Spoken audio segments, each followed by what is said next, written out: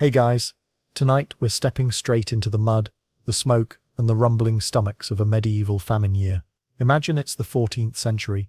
You've trudged for hours down a rutted dirt track, past fields that look more like soggy patches of despair than farmland, and you finally stumble into a village. Instead of the usual cheerful smell of bread baking or stews bubbling, the air here carries the sour tang of boiled weeds and wood smoke. Dogs sniff hopelessly at empty cooking pots. Children tug at their mothers' sleeves for food that isn't there, and old men mutter prayers to saints who seem to be looking the other way. You probably won't survive this, if we're being realistic. So, before you get comfortable, take a moment to like the video and subscribe, but only if you genuinely enjoy what I do here. And hey, tell me in the comments where you're watching from, and what time it is right now. It's always fun to know where in the world these sleepy stories are finding a home. Now, dim the lights, maybe turn on a fan for that soft background hum, and let's ease into tonight's journey together. You shuffle along the village path, ducking beneath the low thatched roofs. The first thing you notice is silence. Not the calm, peaceful silence of a summer night, but the heavy hush of exhaustion. People are too tired to chatter.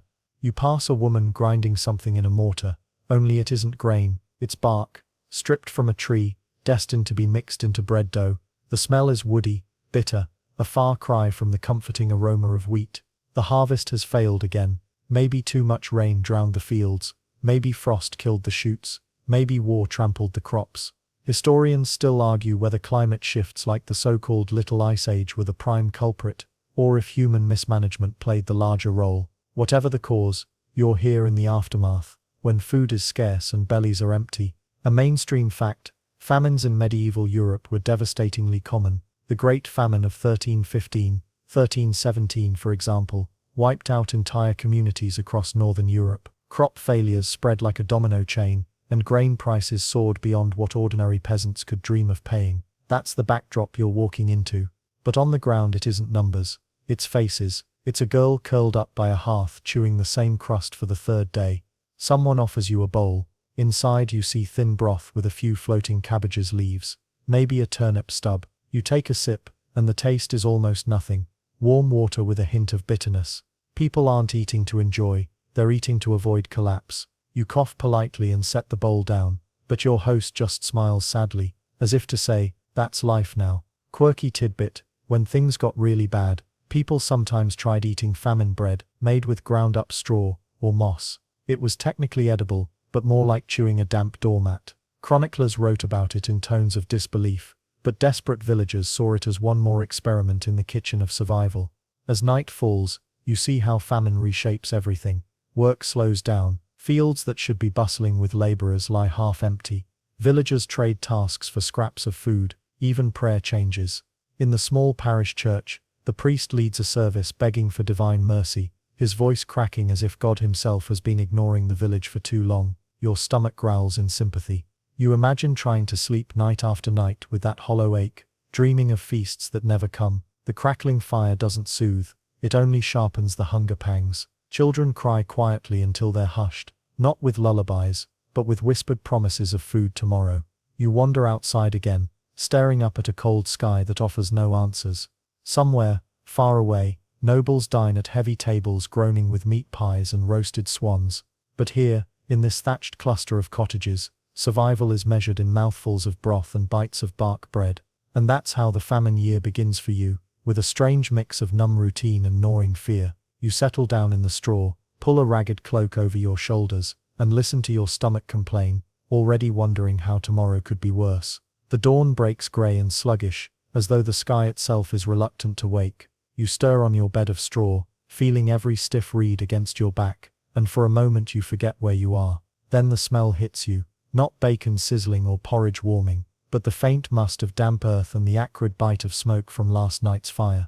Your stomach growls louder than any rooster. You shuffle outside, and the village is already in motion. Peasants clutch baskets, small sacks, anything that might hold food. Today is market day, or at least what passes for it during a famine year. The path to the square is muddy, littered with footprints and cart ruts, evidence of the desperation trudging along it week after week. You arrive to find the stalls half empty. Grain merchants stand behind piles so meager they look more like samples than supply. A few loaves of bread sit proudly on a wooden plank, priced like treasure. You lean closer.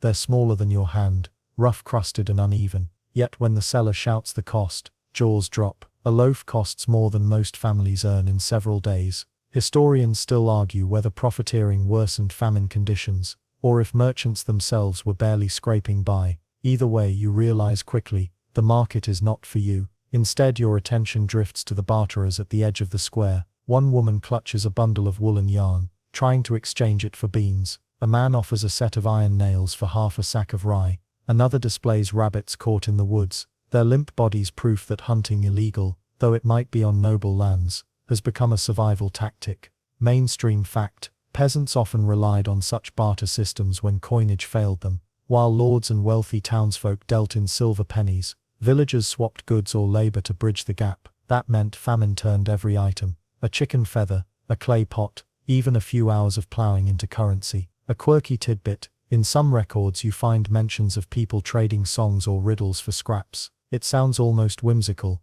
but imagine the scene: a starving boy reciting a clever verse to earn a ladle of soup. It's not much, but it proves that even art had barter value when bellies were empty. You wander among the stalls, clutching your cloak tighter. The air is full of tension. Buyers glare at sellers, suspecting them of hoarding. Sellers snap back, insisting they barely survived the winter themselves. A fight breaks out over a bag of flour, two men tugging at it until the sack bursts, sending white powder clouding into the air like an accidental snowstorm. Children rush forward to scoop it from the dirt, ignoring pebbles mixed in. Your hunger gnaws sharper with every sight. You think of stealing, just for a heartbeat. A crust here, a carrot there, but the consequences are severe. Stocks whipping, or worse. Hunger makes people bold, yet the watchful eyes of neighbors keep hands in check. Still, you notice the quiet deals, the kind done with a nod and a hand over a sack. A woman slips coins into a merchant's palm under the stall, receiving a small pouch in return. No one asks what's inside. Maybe spice, maybe medicine, maybe forbidden grain. Secrets become survival strategies, whispered down the lanes. As you turn to leave, you hear laughter, strange, out of place, but real. A jester-like figure is performing tricks near the well, juggling stones because no one can spare fruit. Children clap, their eyes briefly bright, despite their hollow cheeks. It reminds you that famine isn't only hunger, it's also the stubborn spark of life refusing to be extinguished. You carry this thought back to your hut. The villagers trudge past with their pitiful purchases, and you can't help noticing how some deliberately avoid looking at the beggars crouched by the road. That's the cruelest part. Famine doesn't just empty stomachs, it erodes empathy. Each person guards their crust more fiercely than gold. As the day fades, you tuck into your corner of straw again, chewing on the thin bark bread you bartered for with the last of your threadbare cloth. The taste is dry, bitter, and laced with grit, but you eat slowly, stretching each bite as though it were a banquet. When you close your eyes, you dream not of feasts but of markets full of overflowing baskets, apples shining like jewels, and bread loaves stacked high like towers. You wake with a start, the dream evaporating, as quickly as your saliva. Tomorrow the hunger continues. The days blur when your meals are nothing more than scraps. But today, instead of trudging to market, you find yourself trailing after a group of villagers heading for the woods. There's talk of wild food, things nature might provide when the fields refuse. You clutch a small basket, though you're not sure if it will hold anything worth chewing by nightfall. The forest looms ahead, its canopy a tangle of greens and shadows. The air is damp, earthy, and alive with the hum of insects. The peasants fan out like scavengers, eyes scanning the undergrowth for signs of edibles. This is where knowledge passed down from grandmothers becomes life-saving wisdom. Which leaves are safe, which berries are poison, which roots might fill the belly, even if only for a few hours. Our mainstream fact: in famine years foraging became essential. People turned to nettles, dandelions, acorns and even lichens to bulk out their diets. Some items had modest nutritional value, others were little more than fibrous filler. Historians still argue whether these stopgaps provided enough calories to stave off starvation, or merely postponed the inevitable. You crouch to examine a patch of nettles. The villager beside you shows how to pluck them carefully, folding the leaves inward to avoid the sting. Boiled long enough, nettles lose their bite and resemble spinach. You imagine the pot of green sludge waiting at the end of this harvest and sigh, but hunger makes you greedy for anything green. A quirky tidbit: some desperate peasants even ate frogs, hedgehogs or snails, treating them as meat of the poor. Chroniclers sometimes mocked such diets, but archaeologists have found bones in rubbish pits that prove these meals weren't just legends. Tonight you might find yourself crunching on something that once croaked. You watch a boy scramble up a tree, shaking down clusters of acorns. His sister gathers them, already planning to grind them into powder. Acorns are bitter, almost inedible raw, but with enough boiling and leaching, they can be turned into a coarse flour. Your basket fills slowly, some nettles, a handful of mushrooms you hope aren't the lethal kind, a scattering of acorns. It's not a feast, but it's something. There's a nervous energy in the group. Everyone knows the woods belong, technically to the Lord. Gathering too much, or hunting could invite harsh punishments. Yet here you are, creeping through brambles, hoping the gamekeeper doesn't appear with dogs and cudgels. You wonder whether the risk of a whipping is worth a mouthful of meat. Hunger whispers that it is. As you trudge back, you notice how the villagers' conversations circle endlessly around food. One woman remembers a year when chestnuts were plentiful. A man brags he once caught a fish, as long as his arm. Another claims he knows a secret patch of wild onions, though no one believes him. The stories are almost as nourishing as the forage, offering comfort in memory when reality tastes so bland. That evening, the huts smell faintly fresher. Pots bubble with nettles and mushrooms, the green froth rising in clouds of steam. It isn't enough to banish hunger, but it feels different from the endless broth of yesterday. You sip your share carefully. The nettles taste grassy, the mushrooms earthy, the acorns gritty. You pretend it's satisfying, but your stomach soon disagrees. The children giggle as they chew the chewy stalks, green juice staining their lips. You catch yourself smiling. For a moment it feels like a feast simply because it's new, and in famine years, novelty is almost as rare as plenty. Later, as the fire dies down, you overhear a heated debate. Should the villagers risk trapping a deer in the forest? Historians still argue how often peasants defied game laws, but here, the stakes are obvious. A deer could feed everyone for days, but if the Lord's men catch you, the punishment could be death. You roll over on the straw, weighing hunger against fear, and realize famine forces people to gamble with everything, their safety, their dignity, even their lives. You drift off to sleep, dreaming again, this time of roasted meat, dripping with fat.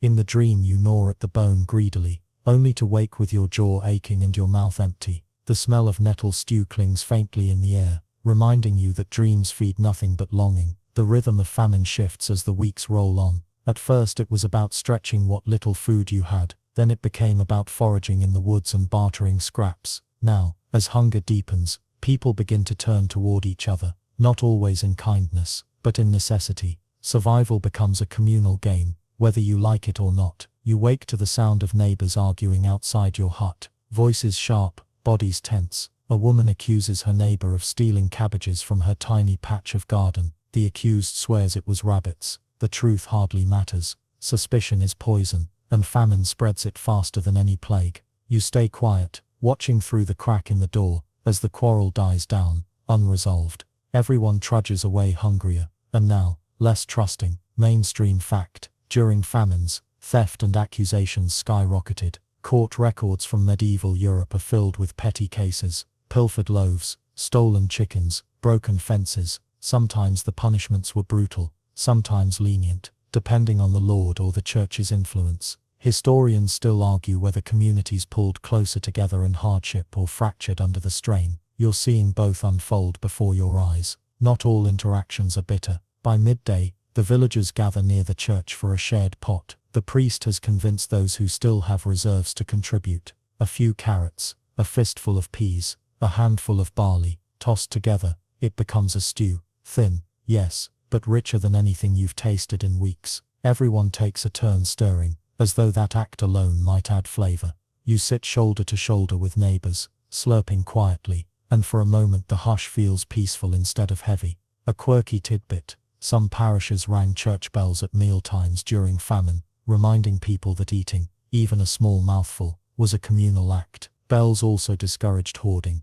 since sound carried over fields and forests, announcing to all that it was time to share. You imagine the faint clang echoing here, mingling with the bubbling of the stew. As you scrape the bottom of your bowl, you hear laughter again. Someone tells a joke about St. Lawrence, the one who was roasted alive on a gridiron, saying at least he got to smell dinner while he cooked. The humor is dark, but everyone chuckles anyway. Hunger makes you morbid, but also strangely light. If you don't laugh, you'll cry, and tears don't fill the belly. Later, you join a group weaving straw mats, not for sale, but for trade. Maybe someone will swap one for a chicken egg or a spoonful of butter. The work is slow, repetitive, almost meditative. Your fingers itch with splinters, but your mind drifts into a kind of calm. Even in famine, there's comfort in rhythm. The day ends with songs, not cheerful drinking songs, but low, droning chants passed down through generations. Voices rise together, not strong, but steady. The lyrics ask saints for rain, for sun, for mercy. Historians still argue whether such rituals were born from faith or desperation. To you, kneeling in the dark, they feel like both. When the singing fades, you wander home, heart strangely lighter, despite your gnawing stomach. Hunger hasn't vanished, but tonight, at least, you're reminded that you're not alone in it.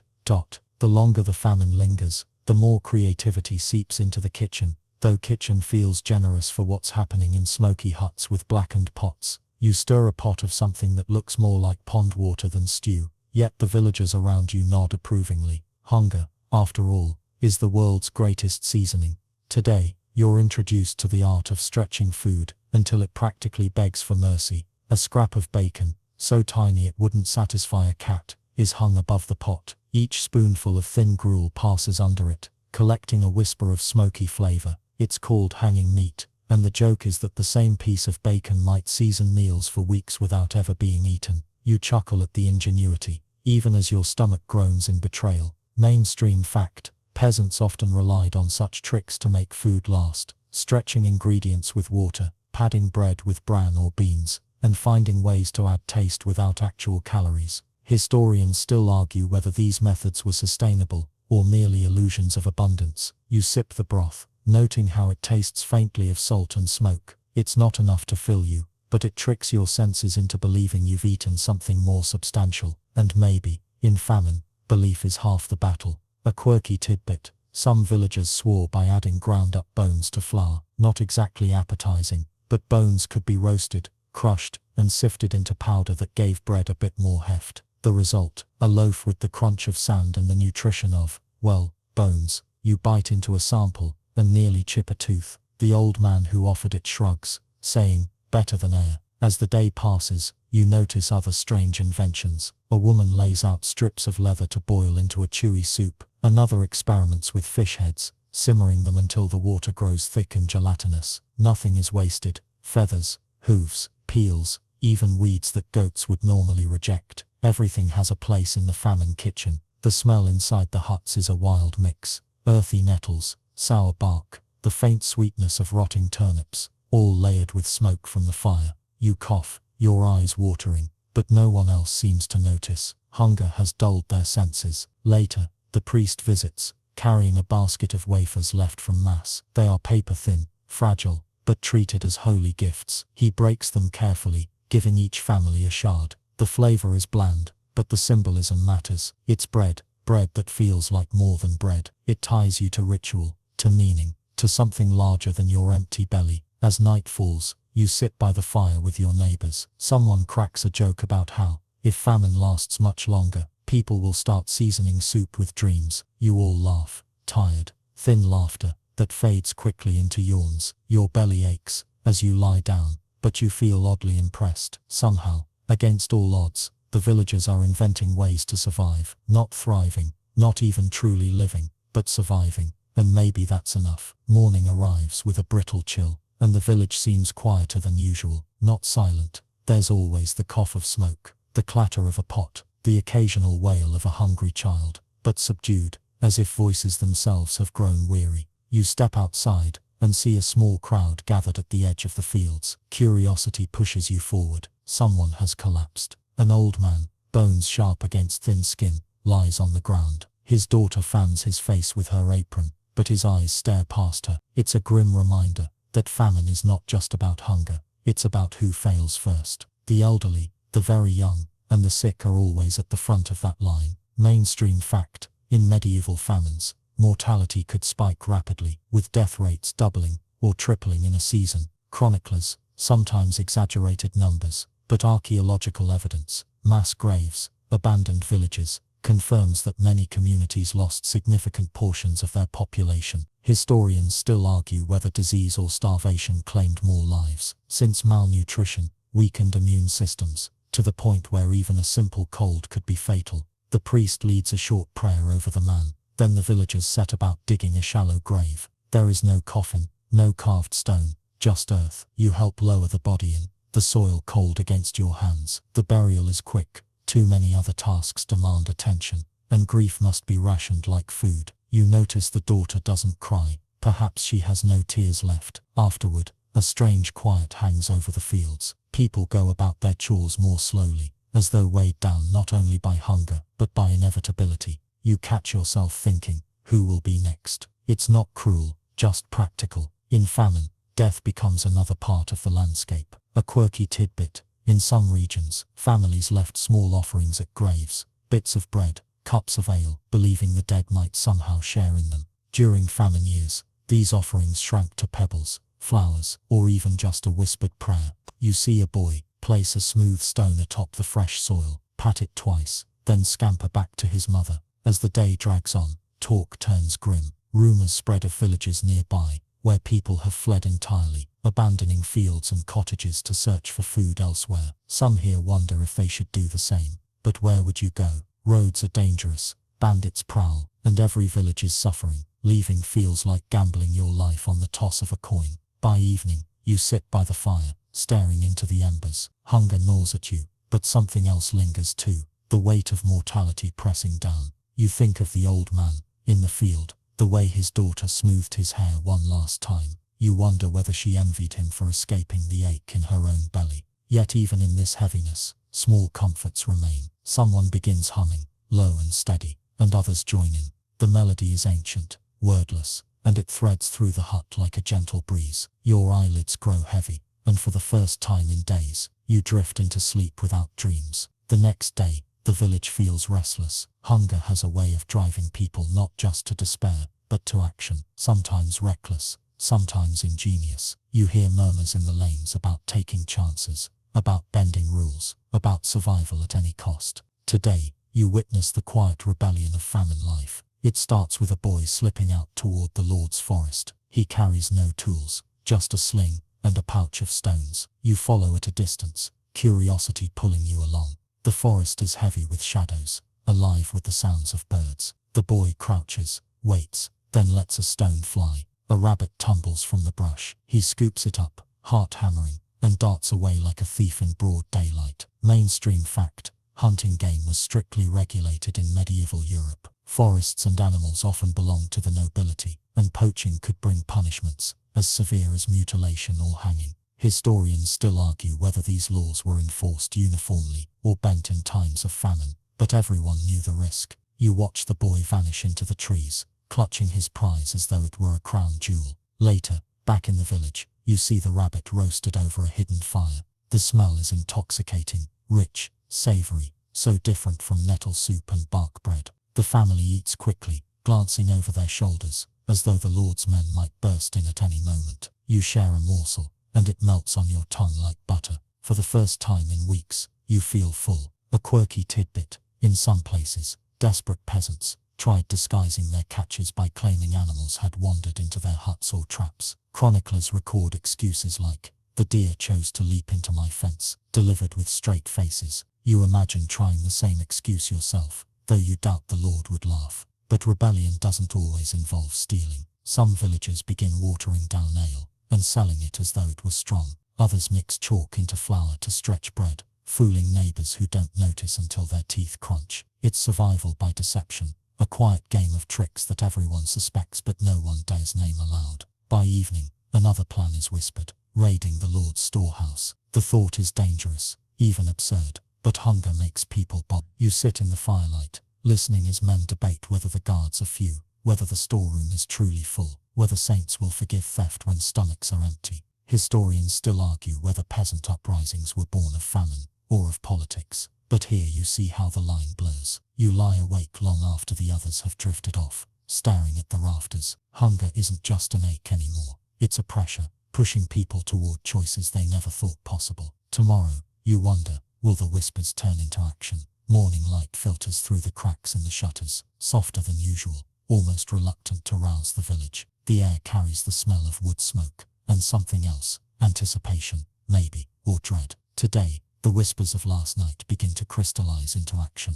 A small group of villagers drifts together, almost casually, at the edge of the lane. Their words are hushed, but the meaning is clear. The Lord's granary looms in their minds like a forbidden treasure chest. You walk with them, your feet crunching frost-stiff grass, and your stomach grumbling as though voting in favor of the plan. Mainstream fact: granaries were the backbone of medieval estates. They stored not only grain for bread, but also seed for future planting. Taking from them wasn't just theft, it was sabotage against the estate's survival. That's why they were guarded, often with thick doors, heavy locks, and sometimes armed men. Yet tonight, hunger dulls fear. The villagers circle the granary, eyes darting. One man produces a crude iron bar, another whispers about saints protecting the desperate. Then silence. It's as though the building itself listens. Finally, a decision: not tonight. Perhaps the guards are too close, or perhaps courage falters when faced with oak door. The group disperses, shoulders heavy with defeat, but not quite shame. Instead, you all gather in the fields, scavenging what the earth might still give. Frozen turnips, forgotten carrots, half-gnawed roots. You tug at a stubborn stalk, and laugh softly when it refuses to budge. Even weeds mock us. Someone mutters, quirky tidbit: medieval people sometimes ground acorns into flour, leaching them in water to remove bitterness. The bread was edible, but barely. You imagine its dry crumble in your mouth and shudder. Later, sitting by the hearth, you sense the village slowly shifting. Survival is no longer just about finding food, it's about finding hope, rituals and resilience. The priest murmurs blessings over thin soup. The children still manage a game of tag, and you catch yourself smiling. Historians still argue whether famine broke communities apart or bound them closer. Watching the glow of firelight dance across tired faces, you think the answer might be both. The famine does not stay politely within the hedges of your village. It seeps outward, across roads, forests, and riverbanks, and with it spreads the sight of hollow-eyed wanderers. One morning, as you step beyond the fields, you notice movement on the road, a slow trickle of figures, strangers and half-familiar faces alike, heading eastward with packs that look pitifully light. You decide to follow. The road feels older than the plough lines you've worked. Its stones are uneven, its edges sprouting weeds, birds wheel overhead, and the smell of wood smoke lingers faintly, though you see no fire. A woman with a shawl patched in 3 colors trudges ahead of you, carrying a bundle that turns out not to be food, but a baby, fast asleep despite the jostling. She looks back once, offers a weary nod, then keeps walking. Mainstream fact: during severe famines in medieval Europe, peasants often became wanderers, seeking alms or seasonal work. Chroniclers describe armies of beggars roaming from town to town. Historians still argue whether local lords tolerated these movements, or cracked down on them as threats to order. Either way, the road becomes a gallery of quiet desperation. As you walk, you overhear fragments of talk. Some claim a monastery downriver still bakes bread daily, its ovens miraculously never cold. Others swear that a noble family in the next county has thrown open their barns in charity. Rumors sprout like weeds, impossible to confirm, but sustaining enough to keep feet moving. You realize hope can be as nourishing as food, at least for a while. A boy walks barefoot beside you, his toes cracked and dirty. He carries a stick with a ribbon tied to it, waving it now and then like a banner. You ask him why. He grins, thin as he is, and says it's to scare away wolves. You laugh softly, though part of you wonders if it might just work. At a bend in the road, you encounter a ragged band clustered around a shrine. The wooden figure of a saint leans under its little roof, candles sputtering at its feet. The wanderers kneel, muttering prayers. One man presses a crust of bread, hard as stone, against the saint's base, as if to sanctify it. A quirky tidbit: medieval travelers often left offerings at roadside shrines, even during famine, believing the saint would multiply their provisions. You suspect the saint might be more skilled at multiplying faith than food. By afternoon your legs ache, but curiosity keeps you walking. You pass a man with a harp slung over his back. He pauses in the shade, strums a few notes, and sings of green fields and banquets. His voice cracks, yet the tune lifts spirits for a fleeting moment. You can't help but smile. Maybe music is the one crop that never fails. Later you come upon a pair of beggars who claim to have seen a miracle. A cart of flour tipped in the mud, and instead of scrambling like animals, The villagers nearby shared it equally, spooning it carefully into baskets. They insist it proves famine can bring out kindness. You wonder if it's true, or if the story itself is the kindness, crafted to soothe the weary. Historians still debate whether these traveling poor were pitied or feared. Some chronicles describe towns slamming gates against them, while others depict noble women washing their feet and feeding them. As you pass through a hamlet at dusk, you feel both possibilities at once. A door slams shut when the first beggar asks for water, but another door opens, and a jug is offered without a word. Human nature, it seems, balance is always on a knife's edge. Night falls, and you find yourself in a hollow with the wanderers, huddled around a smoky fire of damp wood. The baby still sleeps, the harp still hums, and a faint drizzle patters on leaves overhead. You close your eyes, realizing the road has a rhythm of its own. Step, stumble, whisper, sigh. It is a song of survival, and tonight, you are part of its chorus.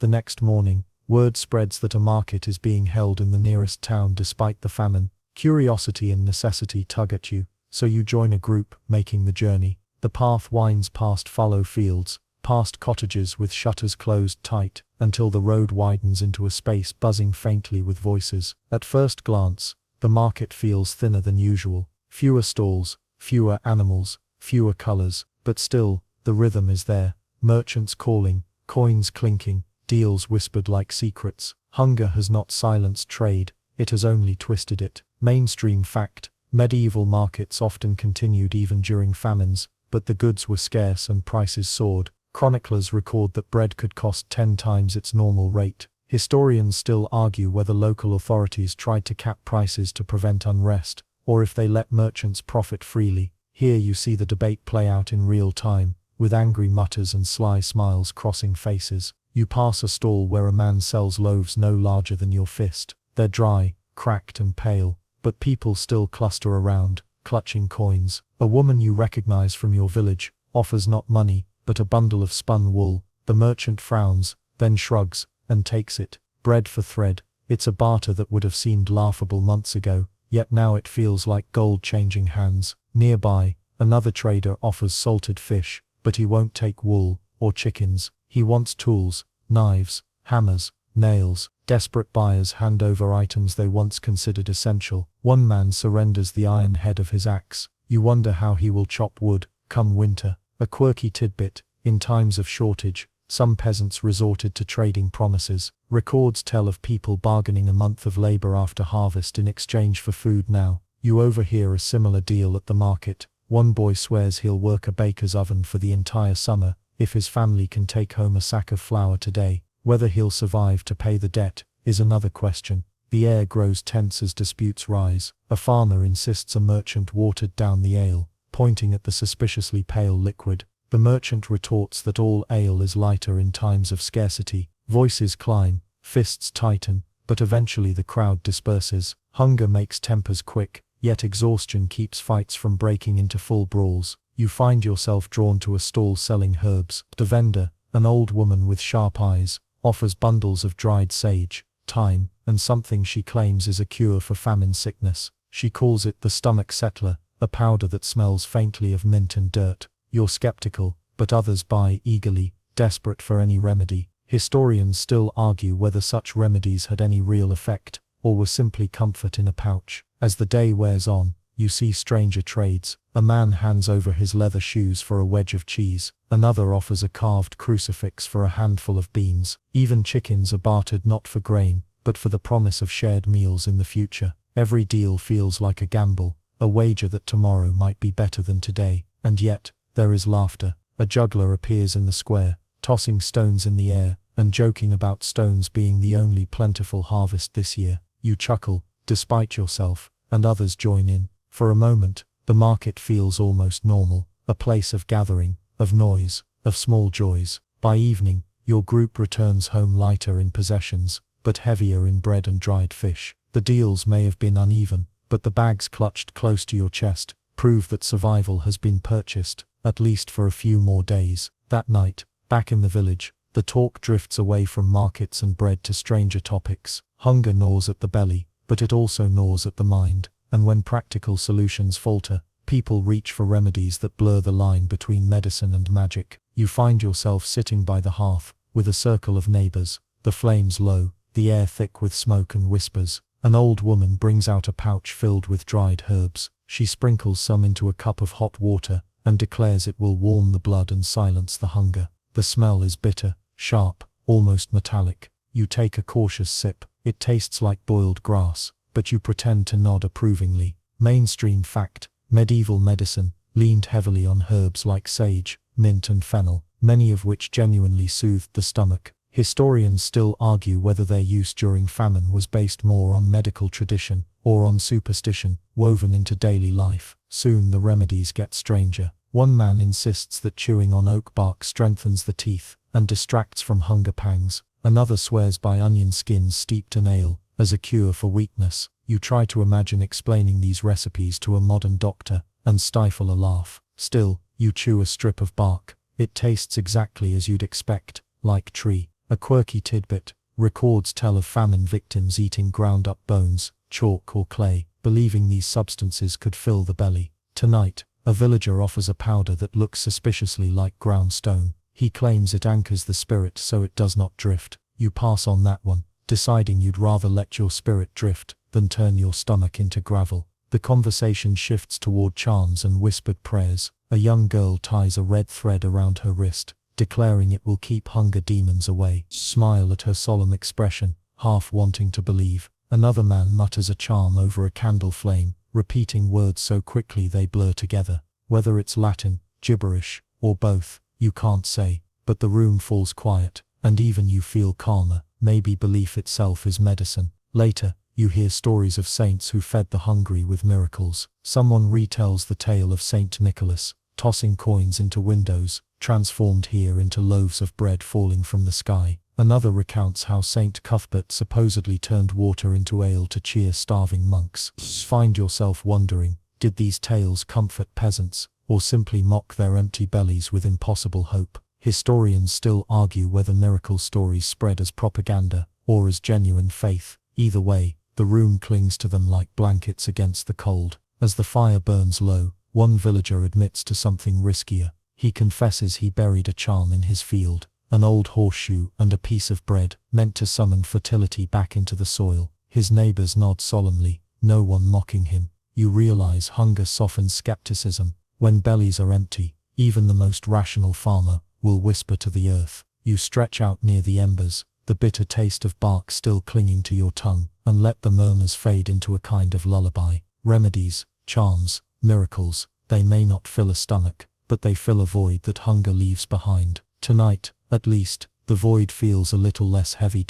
Morning comes quietly. The air is damp, the fields glisten with dew, and though the famine still lingers like a shadow, the village carries on. You notice how people gather more often now, around fires, in barns, even in the churchyard. There is strength in numbers, and famine has a way of teaching that lesson. The villagers decide to sing. At first it feels odd, hollow voices rising against hollow stomachs, but as the melody grows, so does the feeling of unity. Children clap, elders hum along, and soon even you join in, your voice weaving into the fragile chorus. Mainstream fact: music and communal rituals were essential for morale in medieval villages. Historians still argue whether these practices genuinely reduced unrest, or merely distracted people from hardship.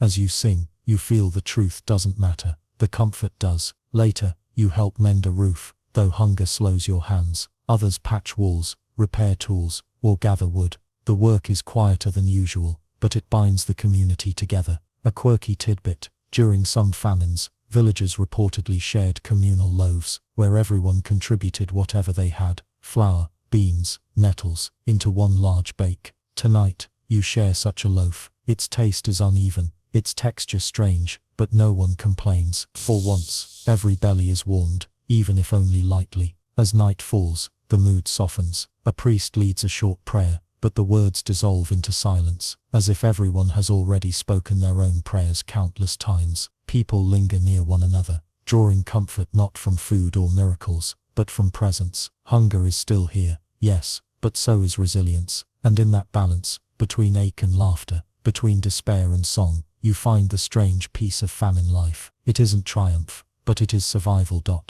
The village quiets, The fires fade to embers, roofs creak gently in the night air, and the last murmurs of song dissolve into stillness. You stretch out on the straw, your body heavy with exhaustion, your mind softening at the edges. The hunger is still there, but quieter now, like a distant echo. You hear the faint rustle of wind through the trees, the low call of an owl, the steady drip of water from a thatched roof. These sounds blur together into a rhythm, steady and slow, like a lullaby, older than memory. Fights, you imagine the fields resting too, the earth breathing beneath its blanket of night, promising that one day, food will return. Voices from earlier linger faintly in your thoughts, the laughter at the market, the prayers by the shrine, the girl's red thread charm. They drift like fragments of a dream, softening into comfort. Even the strangest remedies and the boldest risks feel far away now, distant stories carried off on the wind. Your eyes grow heavy, you let them close. The world narrows to the warmth of your blanket, the softness of breath in your chest, the quiet hum of a village that endures. Whatever tomorrow brings, tonight you rest, wrapped in the fragile but unbreakable thread of survival. Sleep takes you slowly, kindly, without demand. The famine fades, the night carries you gently forward, and all that remains is stillness.